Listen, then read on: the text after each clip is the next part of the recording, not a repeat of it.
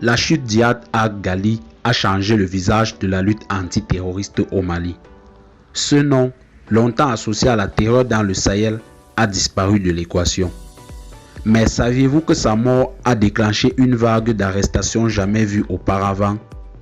Aujourd'hui, nous allons vous révéler la liste des chefs terroristes capturés, les détails de leur arrestation et les conséquences pour la stabilité du pays. Avant de commencer, abonnez-vous à cette chaîne, activez la cloche pour ne rien rater de nos enquêtes exclusives et ensemble, faisons rayonner la vérité sur le Sahel. Le 12 juin 2025, Iyad Ag-Ghali, fondateur d'Ansadine et figure centrale du GNIM, est neutralisé lors d'une opération secrète menée par les forces armées maliennes avec le soutien de leurs partenaires. Ce coup porté à la tête du terrorisme sahélien a plongé ses réseaux dans un chaos total. Mais les autorités maliennes n'ont pas perdu de temps. En moins de 3 semaines, plusieurs de ses lieutenants et collaborateurs les plus redoutés ont été arrêtés. Amadou Diko, le logisticien, capturé près de Tin Ama, ce bras droit d'Iyad Ag-Ghali chargé du transport des armes et munitions depuis la frontière algérienne. Cheikh Mohamed Ag-Walet, le financier, arrêté à Léré alors qu'il tentait de fuir vers le nord.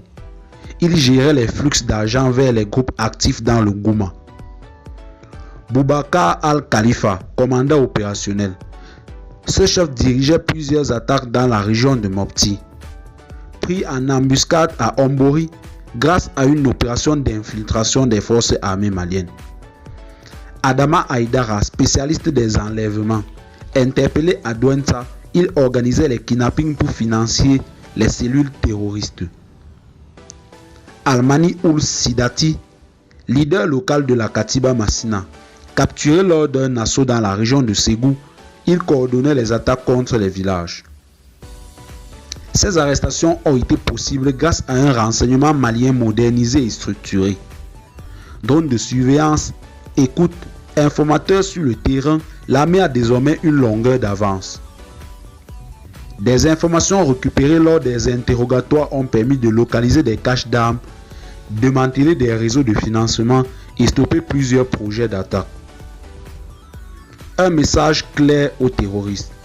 Ces arrestations en cascade ont envoyé un message fort. Le temps de l'impunité est terminé. Le Mali a décidé de prendre son destin en main.